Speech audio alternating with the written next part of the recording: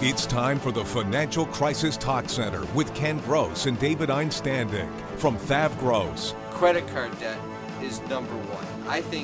I view it as financial cancer. 40% of your gross income is going to just pay the debt service. You got no chance of getting out. I would give up my credit score to get rid of debt. Here's your host, Ken Gross. Welcome back to the Talk Center. Now, this segment is part of the TV show as well, so it's a continuing process that's ongoing between the radio on WDFN and then on the TV on My TV 20. That's a hell of a shirt you got going, Ken. Well, thanks, Dad. That is, you've got. Wait. That's a Roy G. Biv shirt. I picked this shirt up. That is a Roy G. Biv shirt. I thought it would be a fun little You picked shirt it up on vacation? Yeah, I did. You got a good deal, shirt. right? I thought they had a lot of inventory of that one. It was on sale. Yes, it was. I did get it. It was 50% off. Yeah, I can't imagine why. What, you don't like the shirt? It's beautiful. It's gorgeous. And I was going to tell you, it's I almost noticed as you got nice new as glasses, David's and I was hat. going to compliment them. Yeah, but he's still got the hat on. It's all right. 75% of the heat comes out of your head. You should know that of anybody in this room. And Brian's shifting to wearing muscle T-shirts in the middle of the TV show, so who knows? Who knows? No, what do you got? What do you got today? We're going to talk Thav Gross, financial crisis management. We're going to talk today on this show about loan modifications. What I consider, we're going to dissect this issue of, can I get a loan modification? Should I get a loan modification? And how that plays into financial crisis management. I want to stay on that topic as we look at it without getting into too many side issues other than apparently my attire and your glasses. Now, on loan mods, there's an interesting thing. If you said to me, what is the single biggest catastrophe other than the the housing crisis, where millions and millions of people were misled in the process? It was in this issue of loan modification back in 2009 and 2010. This is the biggest mistake. Don't you mean non-loan modification? You're correct. I mean, when 91% of the people that apply for a loan modification under the program, which you're about to talk about, which is HAMP, Home Affordable Modification Program, get denied a loan modification due to failure to submit documentation, failure to fill out the forms properly, just failure to the banks to act in a professional or responsible manner whatsoever, including such unheard of things as discarding documents, shredding documents, and never opening up the mail. What we've got here is a catastrophe that furthered the financial crisis that we're currently in today. You know, I'm thinking when you were going on to that role of my favorite movie, which is A Few Good Men, and I was off for a couple of weeks, so I had a chance to re-watch the movie again. How many times have you seen that movie? And there's no. How many times? One of the probably 100, okay, maybe more. Kevin Bacon makes the objection. Your Honor, is there a question here? Is there a question, or is there a point here as you were going? But anyway, I was just sharing that thought with you. Great, thanks. But you're right. You led us into it the right way. It was the HAMP modification program, which is really the driving force that dictates all other loan modification programs that all the banks have. And this, when the federal government announced it, the lenders were not prepared. And the first thing that happened is they told everyone who was in financial problems, just apply for a loan mod. So they filled out these forms, they sent them in, and initially in 09 and 10, they put everyone into this 3-month trial loan mod. But they then didn't have the infrastructure, the trained employees to process the modifications. So these modifications ended up dragging on for up to a year and a half. And then at the end, when they finally they'd lose the paperwork, or the paperwork would go stale because they had to evaluate it, and it couldn't be more than 90 days old. And then once they evaluated the paperwork, they came back and said, you don't qualify under the HAMP guidelines, therefore no modification for you. And then like what Brian typically likes to say when you come in is just, what do they then they say? Pay us all the money you owe us right now. Dear sir or madam, please write us a check for all of the difference of the temporary modification from your actual payment, and you have about 8 days to do it. If you don't, we're going to foreclose on you. Normal letter. In your opinion, how much of this is attributable or was attributed to learning curve, growing pains, and not intentional act by the lenders. They just couldn't wrap their arms around the loan modification compared to maybe if I asked the question to Brian, they knew exactly. He would probably say it's more intentional. They knew exactly what they were doing. They didn't want to compromise on anything. I just want to know more of it to the fact that they didn't. Much more of it to the fact that they didn't. They couldn't possibly have the infrastructure in place to handle the problem, but they didn't address the problem well by not having the infrastructure in place. And then what happened is it created a culture, I think, of losing documents and a culture of saying, rather than admitting that they made a mistake or they had a problem, of just saying, you didn't send in the documents. And then the government's end, the regulations that's where they went way overboard. The regulations didn't have certain accountability standards, certain checks and balances. So you were in this cluster where I could see it's easier for the bank at the end of the day to say, no, you didn't qualify, pay us the money. And that behavior cannot be condoned. So where are we today? Well, there's a backup point, though. So this was one aspect of the fiasco, was all these loan mods, people were brought into the programs, documents lost, culture where documents are being lost, and then they don't even qualify for the program, then they're denied. They were in a temporary status. The other big problem with it was this. Conceptually, if you were $200,000 underwater in your house, a loan modification per se is not the correct remedy. What good does it do you to reduce your payment from $3,000 a month to $2,500 a month if you owe $500,000 on a home that's now worth $280,000? Great. At the end of the day, I owe $200,000. Where am I? No, at the end of the day, you still owe. Right. You don't get anywhere. You don't get anywhere, and that's where the government really blew it right off the bat. The concept of coming up with HAMP as the loan modification was the wrong solution. But it's when we utilize HAMP as with the combination of the other tools of financial crisis management, it can become a very effective tool, including lien stripping in Chapter 13 after a loan modification. When we get into when does the loan modification work, you're 100% on point there. But there's two things that went wrong with modifications. Was one, you don't want it necessarily modifying without reducing principal was never a good thing, and that gave rise to the big debate. And the big debate that went on from 2009 through last year of August is, should there be principal reduction in connection with a loan modification, which was the big hot issue.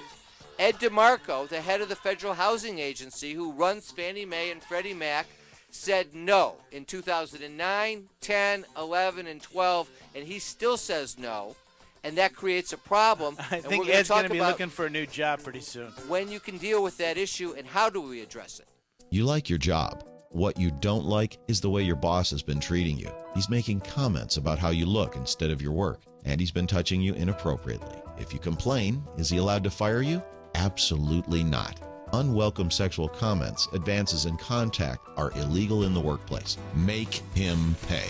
Gold Star Law is here to help you through your employment law problem, whatever it is. Gold Star Law, protecting employees' rights. Call 1-800-WAGES-10 for a free consultation today. If your house is underwater, please listen to this important message. The rules have finally changed. We're seeing some great loan modifications with reduced principal, and short sales are easier to get done than people think.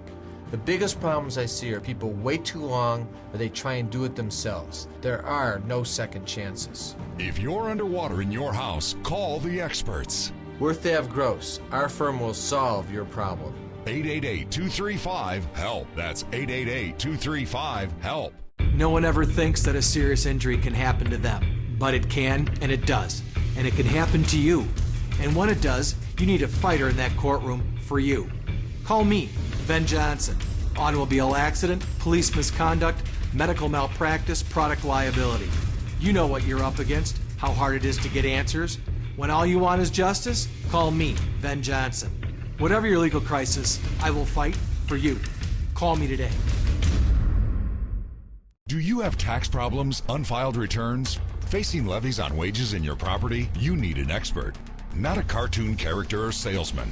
Thav Gross is your solution. You need to look at the big picture. That's what we do. We develop a plan that's right for you. I had major tax problems. I didn't know what to do. We did. We sat down together and solved your tax problem. No more letters, no more phone calls. They saved me. Call Thav Gross, 888-235-HELP. Don't let legal problems destroy your family or your life. Get the justice you deserve. I'm Sabrina Cronin of the Cronin Law Firm, and I'm here to make things right.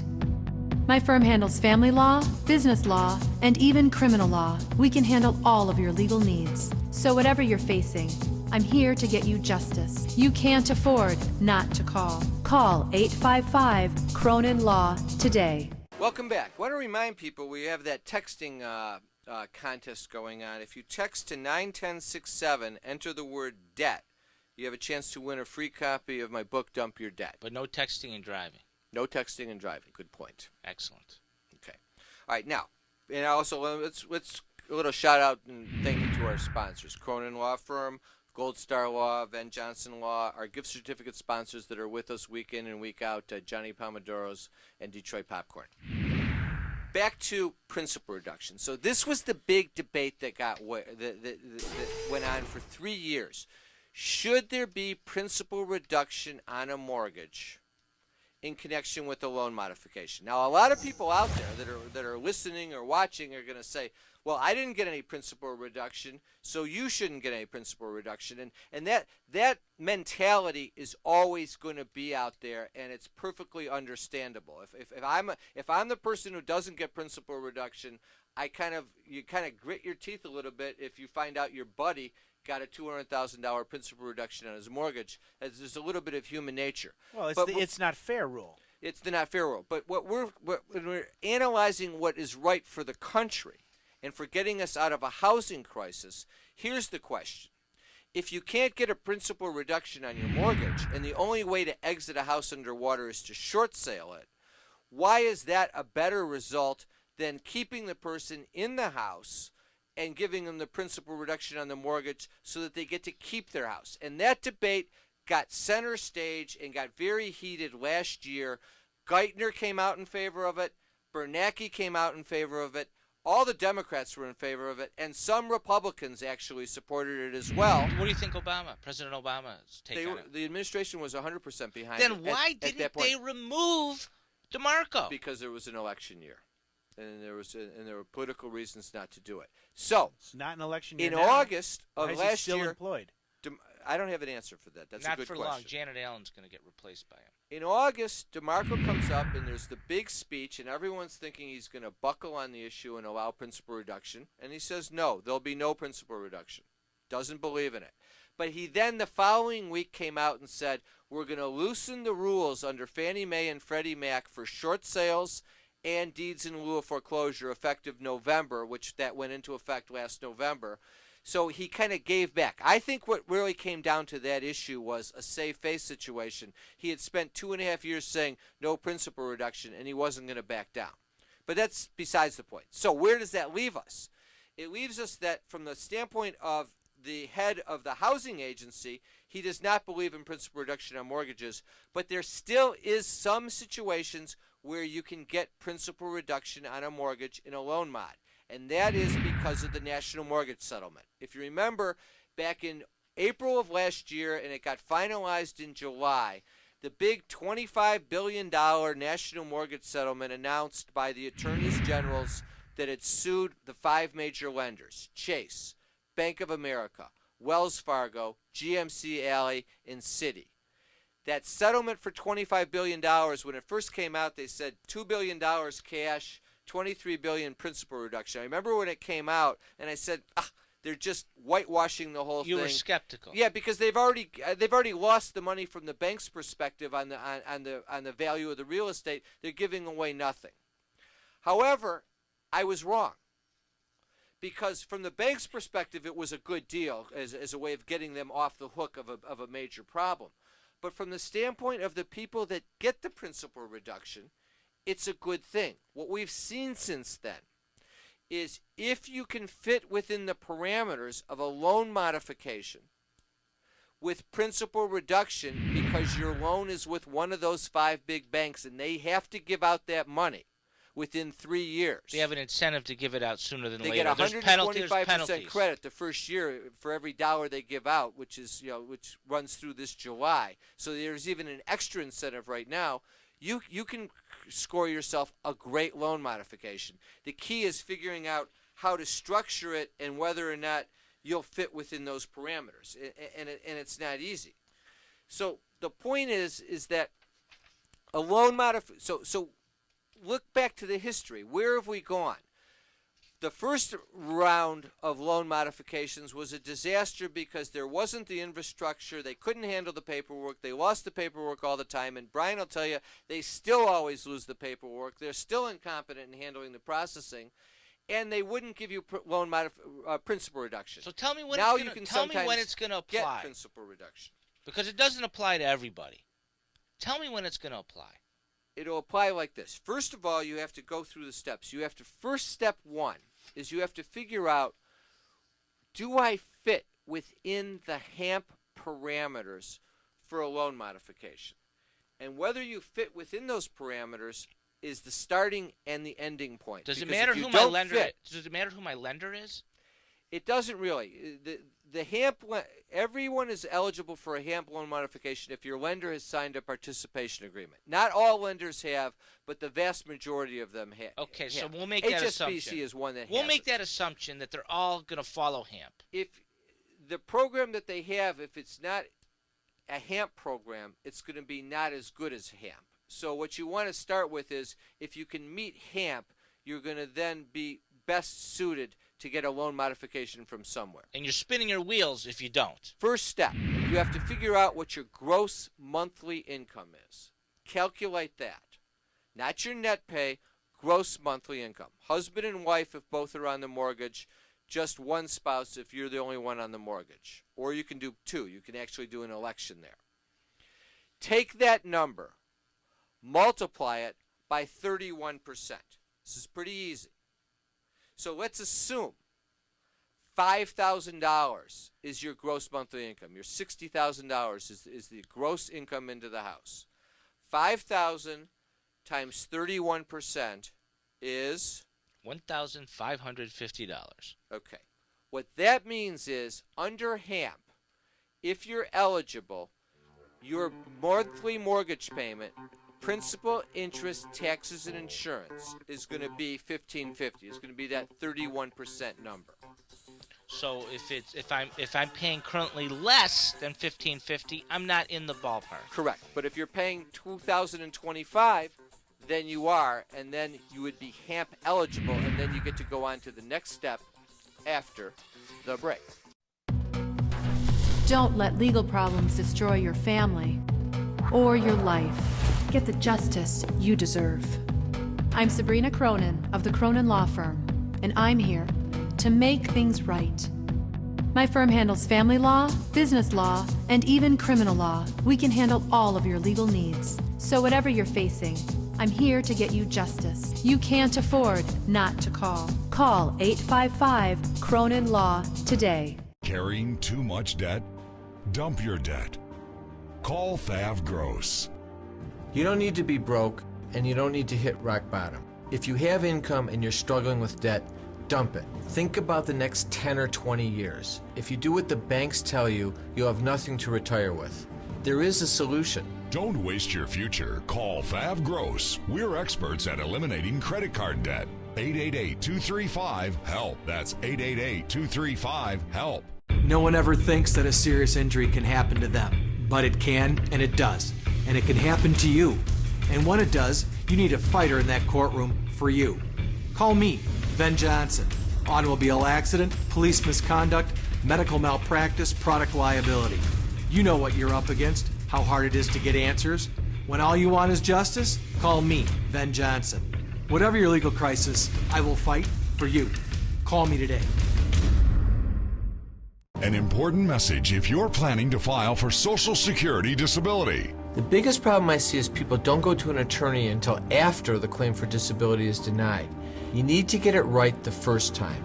Before you file for Social Security disability, call Thav Gross. We do the homework to make sure the claim is properly presented so that you get the benefits you deserve. Call Thav Gross, 888-235-HELP. That's 888-235-HELP. Call today. Going from hourly to salary seemed like a good career move, but now you're working 60 hours a week instead of 40, and you aren't getting paid any of that extra time. You're stuck, right? Wrong. You can be on salary and still be entitled to overtime. If you've been wrongly denied such pay, you may be entitled to that and more. Gold Star Law is here to help you through your employment law problem, whatever it is. Gold Star Law, protecting employees' rights. Call 1-800-WAGES-10 for a free consultation today. Welcome back. All right, so we're working through how you qualify for loan modification. And I realize it's not that easy if you're listening to follow this. So I'm going to try and go slow and take you through the steps. If you're sitting at home, if you're driving in the car, you just have to listen. If you're at home, take a pencil out and a piece of paper, and you can walk through this, or catch the TV version of this, and we're going to have slides that show you where it's going as we're walking through this. All right, so the first step is you've multiplied times the 31%. If that amount is less than your current payment, you are, quote-unquote, HAMP eligible. You go to step 2. That's your gross monthly income times 31%. 31%. Okay, I got it. Now, the next thing is the lender has to modify you if the net present value of the loan is greater to the lender modified than foreclosed. Is that one of those super secret terms that comes out of Washington, D.C.? It's quasi-secret. I mean, there's a complicated formula that explains it, but I can explain it to you in simpler terms like this. The net present value foreclosed is the market value of the home less the costs of getting the property back on the market. So you've got selling costs, you've got risk of depreciation to the home while it is being foreclosed, because people sometimes trash the homes in the course of the foreclosure process if they're losing it. So take the market value of the home, and I usually subtract somewhere between $20,000 and $50,000 from market value as a rough estimate of the net present value. So if I have a $300,000 home, it's valued at $300,000. My mortgage is much more. I would say net present value is somewhere around $270 to $280. Okay, so your house is worth $275, $280 on a net present value to the lender, foreclosed. But I owe $450,000. All right, we got to go one step at a time. Now you have to look at the modification. If the loan as modified is greater than that $270, then the net present value of the loan modified exceeds the net present value of the house foreclosed, and they have to give you the modification.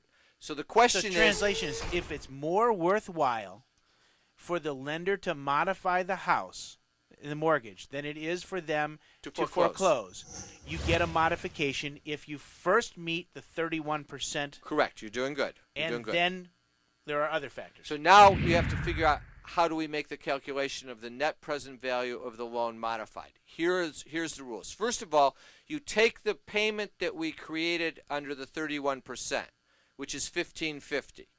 That includes taxes, insurance, principal, and interest. We have to take out the taxes and the insurance. Let's assume taxes on this house are $400 a month and the insurance is $150. So instead of $1,550, we're going to subtract $550. That's the taxes and insurance. That means we have $1,000 of principal and interest to pay on the modified loan. Then under HAMP, you go, and the rules say you're going to reduce interest at an 1/8 of a point increment down to 2%, no lower than that. And then you can extend the term of the loan from 30 years all the way out to 40 years. So the easy way of making the analysis is you say, if I'm going to pay $1,000 a month principal and interest at 2% over 40 years, how much will that amortize in terms of a principal balance on the loan? And you could get that calculation off the internet. You could just go and get an amortization calculator. You can put in those three numbers: 1,000.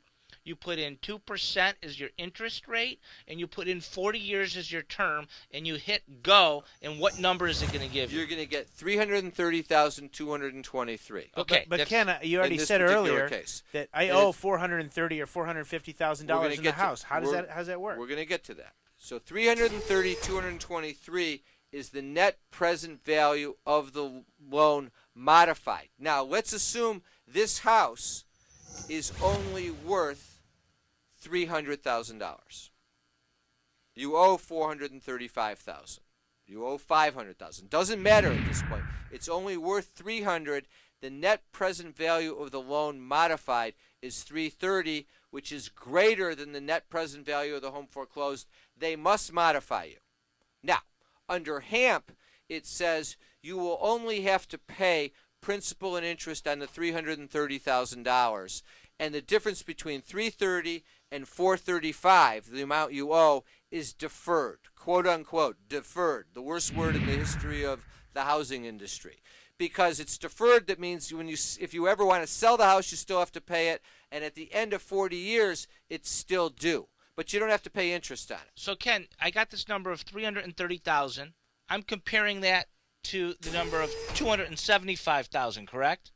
Mm-hmm. Okay, and that tells me if I'm in the ballpark or if I'm out of the ballpark. And since $330,000 is more than $275,000, then a loan modification will occur under HAMP. Is that where I am at the end of the day? It will, but under HAMP, all you're going to get for sure is deferred principal. Now you get to the big Q. The big Q is, will I get principal reduction on the mortgage? And the answer, in my view, right now is if you're with one of the 5 big lenders that have to give away this money under the National Mortgage Settlement, you have a good chance of getting principal reduction. You're not entitled to it. It's up to them to give it to whoever they want to. But what we figured out is if you meet the HAMP eligibility, those are the people that are getting the principal reduction. But time is of the essence, isn't it here? I mean, HAMP expires at the end of 2013. You said that the mortgage modification, the big those dollars, the big dollars are being given out the first year, June, which is through July. Through June of this or July of this year. So the time to act is now. Absolutely, you need to look at it now. And now the next question is if you don't get the principal reduction, should you do it? Answer is that depends, because then you come back to the same issue that we started with, is does it make sense to modify a mortgage if you're way underwater as opposed to short selling it? The answer in my view is if you have one of the 5 lenders and you meet the HAMP criteria and you're underwater in the house but you'd still like to keep the house, you try to do the modification, see if you get it, see if you get the loan mod with principal reduction. If you don't, then you short sell a house and you get rid of it. It's a simple solution to get rid of the problem. So that's the answer. That's, in a nutshell, the way you analyze a loan modification. And for short sales, just to remind everybody, we got to do it this year because the Mortgage Forgiveness Act expires at the end of this year. That's a good point. Thank everybody for listening. Drive safe. Have a good week. We'll be back next week with the Financial Crisis Talk Center. Drive safe.